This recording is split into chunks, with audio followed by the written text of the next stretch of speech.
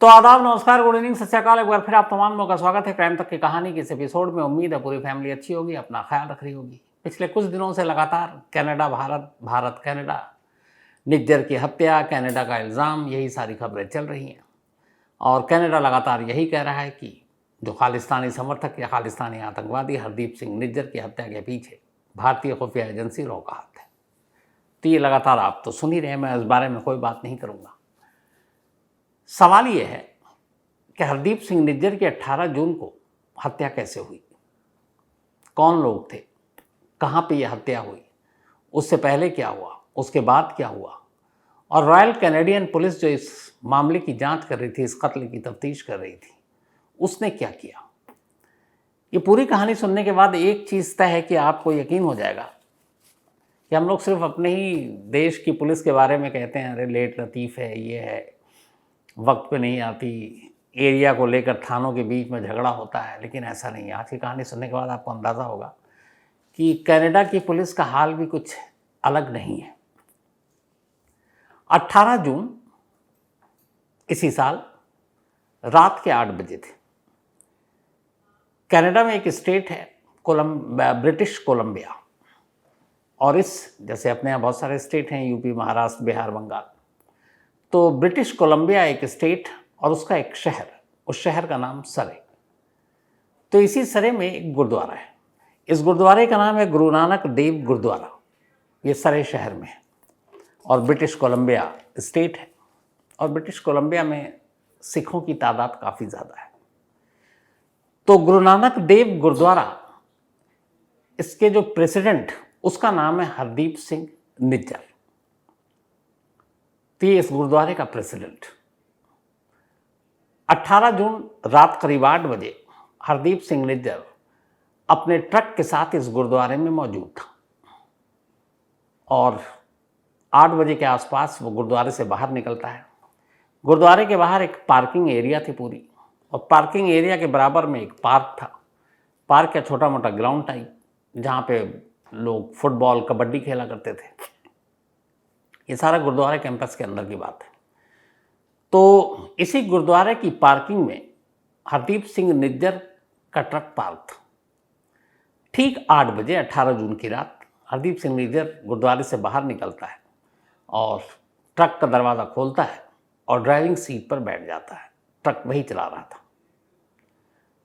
अब जैसे ही वो बैठता है, तभी अचानक पार्किंग के दूसरी तरफ एक सिल्वर कलर की सीडान कार खड़ी थी।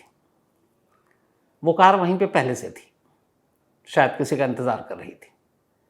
जब निज्जर ट्रक के अंदर बैठा और उसने ट्रक को स्टार्ट किया, तो अचानक वो सीडान गाड़ी भी स्टार्ट हो जाती है। इसके बाद ट्रक आगे बढ़ा, लेकिन उससे पहले बड़ी तेज़ी से सिल्वर कलर की वो सीडान कार अचानक ट्रक के आगे जाकर रुक जाती है। और ट्रक के आगे गेट था, जहाँ से अब बाहर आपको सड़क पर निकलना था। तो ट्रक के आगे वो कार आकर रुक गई। इससे पहले कुछ हरदीप सिंह निज्जर समझ पाता, उसी पार्किंग लॉट में 2 लोग पहले से मौजूद थे। जब गाड़ी आगे रुकी, चूँकि रास्ता रुक गया और ट्रक का रास्ता अब रोक चुका था वो सेडान कार ने, तो अचानक इससे पहले कि कुछ समझता, तभी 2 लोग जो पार्किंग में पहले से छुपे हुए थे, वो अचानक सामने आते हैं और बड़ी तेज़ी और फुर्ती के साथ ड्राइविंग सीट पर बैठे ट्रक के हरदीप सिंह निज्जर पर अपनी पिस्टल से अचानक गोलियां चलाना शुरू कर देते हैं। चैम्बर खाली होता जाता है, वो भरते जाते हैं और गोलियां चलाते जाते हैं। करीब 90 राउंड फायरिंग की उन्होंने, और कहते हैं कि इनमें से 34 गोलियां निज्जर को लगी। गोली मारने के बाद अभी ये जब गोलीबारी हो ही रही थी, करीब 100 फीट की दूरी पर, 100 मीटर की दूरी पर, जहाँ पे ये पार्किंग थी, एक पार्क, और उस पार्क में कुछ लोग फुटबॉल खेल रहे थे। और उन्हीं में से एक किसी गुरुद्वारे का सेवक भी था जो फुटबॉल खेल रहा था बाकी अपने साथियों के साथ। तो उसने इस गोलीबारी की आवाज़ सुनी। उसका नाम था भूपेंद्र सिंह, ये उसी गुरुद्वारे का सेवक। तो वो फुटबॉल खेल रहा, अचानक उसे पहले तो लगा कि कोई पटाखा फोड़ रहा है। फिर उसे लगा नहीं यार, पटाखा नहीं है, ये गोलियों की आवाज़ है। तो भाग कर आता है। जब आता है तो देखता है कि 2 लोग बड़ी तेज़ी से भाग रहे हैं। तब तक वो ट्रक के पास पहुंचता, उसे मालूम था कि ये ट्रक किसका है। अब वो ट्रक के पास पहुंचा और उसने दरवाज़ा खोला, अंदर लहूलुहान हरदीप सिंह निज्जर पड़ा हुआ। उसने कंधे को थपकी दी, लेकिन वो एक तरफ गिर गया। तो एहसास हो गया था अब तक कि भूपेंद्र सिंह को कि अब ये रहा नहीं, और निज्जर मर गया। इसी दौरान में अभी वो ट्रक के अंदर ही था और ये सारी चीज़ें अभी समझ रहा है कि इसको कॉल करूं, तभी एक और शख्स जो उसी 100 मीटर की दूरी पर भूपेंद्र सिंह के साथ फुटबॉल खेल रहा था, उसका नाम गुरुद्वारा कमेटी का वो एक सदस्य भी था, मलकीत सिंह। उसने भी फायरिंग की आवाज़ सुनी। उसे भी लगा पटाखा है, लेकिन फिर लगा कि 90 राउंड गोलियां चल रही तो काफ़ी देर तक गोली चली। तो वो भी गोली की आवाज़ सुनकर पार्क से भागा और इधर पार्किंग की तरफ आया। जब वो पार्किंग की तरफ आया तो उसने देखा कि 2 लोग बड़ी तेज़ी से गेट की तरफ भाग रहे हैं, मेन गेट जहाँ से बाहर सड़क है। तो वो भी उनके पीछे दौड़ा। वो दोनों लोग बाहर निकलते हैं और बाहर सड़क पर एक सिल्वर कलर की सीडान कार खड़ी थी। उनमें से एक बैठता और दूसरा बैठने से पहले अपने पिस्टल से मलकीत सिंह को ऐसे इशारा करता है और एक तरह से धमकी देता है कि पीछे मत आना। और उसके बाद वो कार स्टार्ट और दोनों गायब। मलकीत सिंह वापस भाग कर आता है ट्रक के पास, जहाँ ऑलरेडी भूपेंद्र सिंह पहले से था। और फिर ये दोनों देखते हैं कि अब निज्जर रहा नहीं। अब थोड़ी देर में यह खबर फैल गई, दोनों ने शोर मचाना शुरू कर दिया।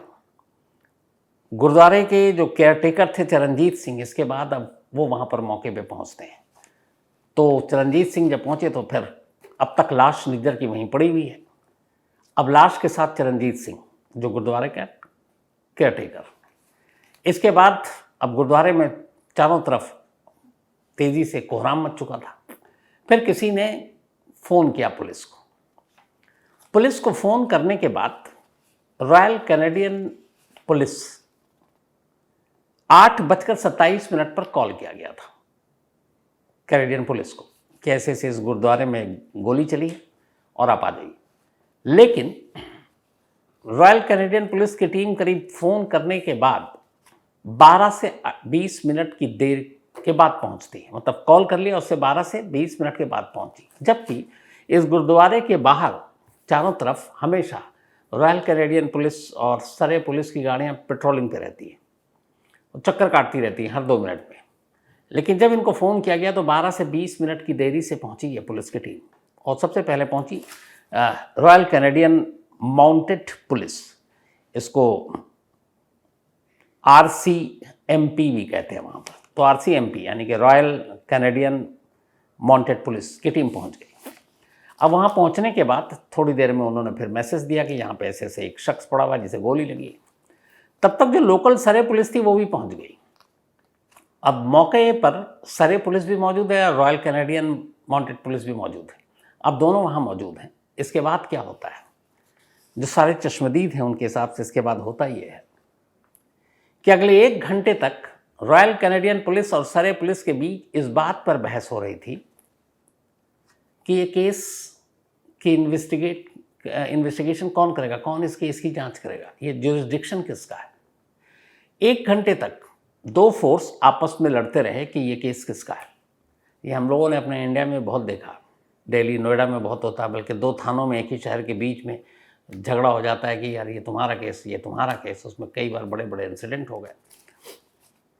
कोई घायल पड़ा हुआ है, पुलिस उठा कर नहीं ले जा रही कि ये तो उस पुलिस वालों का काम है, वो उठा के ले जाएंगे। तो इसमें कई लोग मर भी चुके हैं। तो ये अपने देश की बात नहीं है। सोचिए कि कनाडा में भी अब 2 फोर्स आपस में लड़ रही है कि भाई ये तेरा है या मेरा केस है। इसके बाद किसी बड़े अफसर का फिर फ़ोन आता है और फिर तय होता है कि ओके, ये रॉयल कैनेडियन जो पुलिस है वो इस मामले की जांच करेगी। अब वो उसके बाद जांच करते हैं। शुरुआत में जांच के दौरान में एक CCTV कैमरे का फुटेज मिलता है। कुल 90 सेकंड्स का ड्यूरेशन है, 90 सेकंड। इस 90 सेकंड के फुटेज में साफ दिख रहा है कि एक सिल्वर कलर की सेडान कार ट्रक का रास्ता रोकती है। उसके बाद 2 लोग जो पार्किंग लॉट में पहले से छुपे थे वो अचानक ड्राइविंग सीट की तरफ फायरिंग करते हैं और फिर दोनों दौड़ते हुए उसी तरफ भागते हैं जहाँ से कार निकली है। फिर सड़क के बाहर भी दिखाता है कि फिर वो गाड़ी में बैठते हैं और वो गाड़ी वहाँ से चली जाती है। ये CCTV फुटेज भी था। CCTV फुटेज के हिसाब से कुल 6 लोग थे। 2 जो दौड़ रहे थे और जब देखा गया तो कार के अंदर कुल 4 लोग थे, 3 पैसेंजर और 1 ड्राइवर। सीसीटीवी फुटेज जो 2 चश्मदीद थे, उनके हुलिये के हिसाब से जो दोनों शख्स, उन्होंने वुडी पहन रखा था, उनकी दाढ़ी थी, पूरी वेशभूषा जो है वो सिख वाली थी और चेहरे पर मास्क था। हालांकि ब्रिटिश कोलंबिया में इस वक्त जून के महीने में कोरोना और इन चीज़ों की कोई वो नहीं थी कि मास्क आप लगाएं, लेकिन इन दोनों हमलावरों ने मास्क पहना हुआ था। जाहिर है वो अपना चेहरा छुपाना, अपनी आइडेंटिटी छुपाना चाहते थे। तो ये सारी चीज़ें सीसीटीवी कैमरे में रिकॉर्ड हो गई। अब रॉयल कैनेडियन पुलिस ने इसके ऊपर तफ्तीश शुरू की, लेकिन अगले 1 महीने तक उनके हाथ कुछ नहीं लगा। जून हुआ था, अब जुलाई आ गया। जुलाई करीब 1 महीने बाद पहली बार 18 जुलाई को अब रॉयल कैनेडियन पुलिस लोगों से अपील करती है कि ये सिल्वर कलर का जो सीडान कार है, इस कार के बारे में अगर किसी के पास कोई जानकारी है तो वो प्लीज़ बता दें। और इसके बाद फिर कि ये जो 2 लोग सीसीटीवी कैमरे में दिखाई दिए हैं, जिनकी वेशभूषा इस तरह की है, सिख के कपड़ों में और लिबास में है, चेहरे पे मास्क है, दाढ़ियाँ हैं, तो अगर इनकी कोई पहचान हो तो आप बता दीजिए। 1 महीने के बाद लोगों से अपील कर रही है, लेकिन कोई फ़ायदा नहीं। अब इस दौरान में जिस जगह पे ये गुरुद्वारा है और जहाँ पे कार बाहर थी और वो लोग गए, उसके आसपास में बहुत सारे बिजनेस कॉम्प्लेक्स हैं, कुछ रेजिडेंशियल एरिया है, घर है लोगों के। बट इनमें से किसी से भी रॉयल कैनेडियन टीम या पुलिस की टीम ने बात पूछताछ नहीं की कि 18 जून की रात 8 बजे से लेकर 8:30 के बीच में आपने कुछ देखा, क्या देखा, कोई क्लू मिले। किसी से बात नहीं की। ये उनके इन्वेस्टिगेशन का स्टैंडर्ड था कि बात ही नहीं की। और यही वजह है कि 1 महीने बाद इस हद तक लाचारी थी कि उन्हें लोगों से मदद मांगनी पड़ी कि आप इस कार की शिनाख्त कर दो, आप इन दोनों की शिनाख्त कर दो, लेकिन उसका भी कोई फ़ायदा हुआ नहीं। तो ये मामला यूं ही चलता रहा। पूरा जुलाई बीत गया, फिर अगस्त आ गया, अगस्त में भी कुछ नहीं मिला। अब इधर इस दौरान में जो हरदीप सिंह निज्जर, उसके रिलेटिव हैं, उनका कहना है कि निज्जर की जान को पहले से खतरा था और इन लोगों ने कई बार अथॉरिटी से कहा था कि उसकी सिक्योरिटी दी जाए, सुरक्षा मिली नहीं। रिलेटिव का यह भी कहना था कि हरदीप सिंह निज्जर खुद अपने लिए एक बुलेट प्रूफ कार लेना चाहता था, लेकिन ब्रिटिश कोलंबिया में रूल है कि कोई आम शहरी जो बुलेट प्रूफ कार है उसका इस्तेमाल नहीं कर सकता, इसलिए उसको इजाज़त नहीं मिली। वो अपने लिए बुलेट प्रूफ जैकेट लेना चाहता था, लेकिन ये भी ब्रिटिश कोलंबिया में रूल है कि आप नहीं यूज़ कर सकते, तो नहीं लिया। तो ये सारी चीज़ें हो गई। अब ये पूरा 6 लोग उस वक्त कैसे आए पार्किंग लॉट में, 2 चश्मदीद विटनेस हैं। उसके बावजूद रॉयल कैनेडियन पुलिस कुछ नहीं कर पाई। पूरा जुलाई निकल गया, जून करीब 12 दिन निकल गए, अगस्त का भी आधा महीना निकल गया। अगस्त के लास्ट वीक में अब अचानक एक डेवलपमेंट होता है। होता ये है कि अभी तक पूरी तरह से हाथ खाली है सुराग के नाम पर कैनेडियन अथॉरिटी और पुलिस के, लेकिन लास्ट वीक में अचानक चुपके से अमेरिका आता है और वो जो है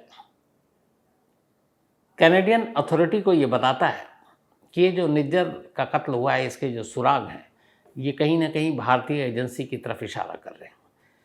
तो अभी तक कोई सुराग नहीं, रॉयल कैनेडियन पुलिस किसी नतीजे पर नहीं पहुंची, कहीं से कातिल का पता नहीं चला। लेकिन एक अमेरिका के कहने पर अचानक, और चूंकि अमेरिका उन 5 आइज में अलाइज में है, जिसमें कनाडा, अमेरिका, ऑस्ट्रेलिया और न्यूजीलैंड है, और अमेरिका ने भी क्या, अभी तक ये खुल के नहीं है क्या सबूत है, लेकिन कहते हैं कि कुछ फ़ोन टैप किए थे उन्होंने, और उस फ़ोन के ज़रिए उन्होंने कनाडा को ये बताया कि इसके पीछे, निज्जर को मारने के पीछे इंडिया का हाथ है। ये उन्होंने इल्ज़ाम लगाया। तो अगस्त के लास्ट वीक में ही हुआ। अब इसी दौरान में अमेरिका को भी, कनाडा को भी, सबको न्यू दिल्ली आना था, क्योंकि G20 समिट था 9 और 10 सितंबर को। तो एक रिपोर्ट आई है फाइनेंशियल एक्सप्रेस की। अच्छा, ये जो आपको बताया, ये पूरी एक वॉशिंगटन पोस्ट ने डिटेल में ये रिपोर्ट छापी कि कैसे निज्जर का कत्ल हुआ, कैसे रॉयल कैनेडियन पुलिस नाकाम रही इन्वेस्टिगेशन के नाम पर। लोगों से, इवन बेसिक जो इन्वेस्टिगेशन होता है कि आसपास के लोगों से ही पूछताछ कर लो, उसके उल्टे कम से कम वॉशिंगटन पोस्ट का जो भी जर्नलिस्ट गया, उसने इस गुरुद्वारे के इर्द गिर्द, उसके आमने सामने 39 ऐसे बिल्डिंग्स थे जो रेजिडेंशियल थे या फिर बिजनेस हब थे, फाइनेंशियल थे, उनके लोगों से जाकर पूछताछ की और बात की। 39, उन 39 के 39 ने स्टेटमेंट दिया कि हमसे एक बार भी रॉयल कैनेडियन पुलिस ने कोई पूछताछ नहीं की, न किसी और अथॉरिटी ने हमारे पास पूछताछ करने के लिए आए। जबकि बेसिक जो क्राइम सीन होता है और क्राइम सीन के इर्द गिर्द बहुत सारे लोगों को बहुत सारी जानकारी अपने आप मिल जाती है, वो भी नहीं किया। तो कोई जानकारी नहीं थी। लेकिन अगस्त में अब अमेरिका ने एक खेल किया और ये हल्के से बताया कि देखो 5 आइज़ के नाम पर हमारे पास ऐसे सुराग है। अब यहाँ पे फाइनेंशियल टाइम्स ने एक रिपोर्ट छापी है। वो रिपोर्ट ये है कि जब ये 5 आइज़ के थ्रू अमेरिका ने ही दिया कनाडा को कि देखो ऐसे ऐसे इंडियन एजेंसी का हाथ है, तो फिर जस्टिन ट्रूडो ने गुजारिश की कि हम दिल्ली तो चल ही रहे हैं, G20 है, तो एक बार प्राइम मिनिस्टर आप नरेंद्र मोदी जी के सामने भी सब मुद्दा हमारे सारे देश उठा लें। तो उसके बाद ये लोग खैर आए। ट्रूडो का कहना है कि उन्होंने प्राइम मिनिस्टर के साथ इस बारे में बात की, लेकिन एक फाइनेंशियल टाइम्स ने नया खुलासा किया है और उनका कहना है 3 अलग अलग अमेरिकी डेलीगेशन के हवाले से कि जब न्यू दिल्ली में G20 से साइड में US और इंडिया के बीच 1-to-1 मीटिंग हुई थी, यानी कि प्राइम मिनिस्टर नरेंद्र मोदी और जो बाइडन के बीच US प्रेसिडेंट के, तो जो बाइडन ने भी ये इशू उठाया कि निज्जर के मर्डर के पीछे ऐसे ऐसे सुराग हैं जो भारतीय एजेंसी की तरफ इशारा करते हैं। ये आज एक फाइनेंशियल टाइम्स ने खुलासा किया है। ट्रूडो ने यह भी कहा कि हमने सारे बयान हमने उठाए थे, हमने प्रूफ भी दिए, लेकिन ये झूठ है, क्योंकि हमारी जो फॉरेन मिनिस्ट्री है, विदेश मंत्रालय, उनके स्पोक्स पर्सन ने बाकायदा प्रेस कॉन्फ्रेंस करके ये बताया था कि कनाडा ये तो कह रहा है जी कि आप जांच में सपोर्ट कीजिए, लेकिन क्या करें, आपने हमें तो कोई सबूत दिया ही नहीं, हमारे पास कोई एविडेंस नहीं है, कोई शेयर नहीं किया अब तक, सिर्फ आप मीडिया के थ्रू या फिर अपने देश के पार्लियामेंट में आप ये इस तरह की बातें करके इल्ज़ाम लगा रहे हो। लेकिन इंडिया का स्टैंड ये है कि आज तक, आज की डेट में भी कनाडा ने निज्जर से जुड़े हुए कत्ल का कोई भी सबूत शेयर नहीं किया। और दूसरा, जब बेसिक जो पुलिस जांच कर रही है, जो 2 महीने तक कोई सबूत हासिल नहीं कर पाई, जिसके हाथ खाली हैं, जो शुरुआत में 1 घंटा तो इस बात पर लड़ी है कि इस मामले की जांच कौन सी पुलिस करेगी, और उसकी बिना फाइनल रिपोर्ट के एक अचानक तीसरा देश अमेरिका आता है और कहता है कनाडा से कि देखो ये है, तुम बात करो। और ये वजह है कि एक तरफ ये इल्ज़ाम, दूसरी तरफ आज तक एक तो इंडिया के ऊपर उंगली उठा रहा है कनाडा, लेकिन हरदीप सिंह निज्जर मर्डर केस में कनाडा ने अभी तक कोई चार्जशीट दाखिल नहीं की है, जबकि 18 जून का ये इंसिडेंट है, तो जुलाई, अगस्त, सितंबर 3 महीने बीत चुके हैं। अब हमारे यहाँ चार्जशीट 90 दिन में दाखिल होती है, 90 डेज़, तो उसके हिसाब से 90 डेज़ निकल चुका। मुझे एग्जैक्ट नहीं पता कि कनाडा में चार्जशीट दाखिल करने के रूल क्या है, कितनी मतलब उनकी मोहलत होती, कितने दिन होते हैं, कितने दिनों में चार्जशीट दाखिल होनी चाहिए, या तो आप केस सॉल्व कर चुके हैं या नहीं, लेकिन कोर्ट को आपको बताना पड़ता है। तो 90 दिन की मियाद यहाँ निकल चुकी है। अब कनाडा का मालूम नहीं है, मैं एक बार और चेक करूँगा कि कनाडा में चार्जशीट दाखिल करने की कितनी, उनका मतलब टाइम फ्रेम कितना होता है। तो ये है पूरी कहानी, और ये पूरी रिपोर्ट कि कैसे निज्जर का कत्ल हुआ, उसके बाद क्या क्या हुआ। पुलिस के हाथ खाली हैं जिन्होंने जांच की, लेकिन सरकार ने सीधे ठीकरा फोड़ दिया भारत सरकार पर। अब इससे रिश्ते तो ख़राब हुए ही, आने वाले दिन में क्या होगा, क्या वो सबूत पेश किया जाएगा, वो सबूत होगा तो किस तरह का होगा, कैसे सबूत होंगे, इस पर हर एक की नज़र होगी और हम लोगों की भी नज़र होगी। तो इसमें जो भी अपडेट होगा आप तक ज़रूर पहुंचाऊंगा। तो आज कहानी में इतना ही। और आज मैंने कल अपना चश्मा जो है वो पावर थोड़ा कम हुआ है, कुछ बड़ा है, मिक्स हो गया प्लस माइनस, तो बनने दिया है। तो ये चश्मा बस ऐसे ही शो ऑफ है, इसमें दिख कम रहा है। तो सिर्फ आज बर्थडे विश कर दूंगा, क्योंकि आज लिखने और पढ़ने में बहुत प्रॉब्लम हो रही है, तो इसलिए माफ़ी चाहता हूँ। अर्ची पटेल, इनका आज बर्थडे है, साथ ही भावेश प्रजापति, इनका भी आज बर्थडे है, और चिराग जोशी, इनका भी आज बर्थडे है। तो अर्ची, भावेश और चिराग तीनों का जन्मदिन है। तीनों के इस बर्थडे को विश करने के लिए भेजा अविनाश पटनायक जी ने, क्योंकि ये सारे एक साथ हैं। साथ ही रिधि और ऋषभ, इन दोनों का भी आज बर्थडे है, और तो हैप्पी बर्थडे। ये दोनों शायद रिधि और ऋषभ दोनों भाई बहन हैं। और सुनील प्रजापति जी ने भेजा शमा नूर का भी आज बर्थडे है, तो हैप्पी बर्थडे शमा। और वारिस अली ने भेजा है बरेली से। सुष्मिता यादव, इनका भी आज जन्मदिन है, तो हैप्पी बर्थडे सुष्मिता। और दिनेश बटासेर ने भेजा है। नेहा कुमारी का जन्मदिन है, तो हैप्पी बर्थडे नेहा। और पप्पू कुमार ने भेजा है। गुंजन कुमार, इनका भी आज जन्मदिन है, तो हैप्पी बर्थडे गुंजन। और तुलसी कुमार दास ने भेजा है। इसके अलावा आरफ सिंह, इनका भी आज बर्थडे है, तो हैप्पी बर्थडे आरफ। और रवि शंकर ने भेजा है। साथ ही शुभम काटुकर, इनका भी आज जन्मदिन है, तो हैप्पी बर्थडे शुभम। और ये भूषण जी ने भेजा है। तो आज कहानी में इतना ही। अब आपसे मुलाकात होगी कल रात 9 बजे किसी नई कहानी के साथ। तब तक अपना ख्याल रखिएगा। Thank you very much.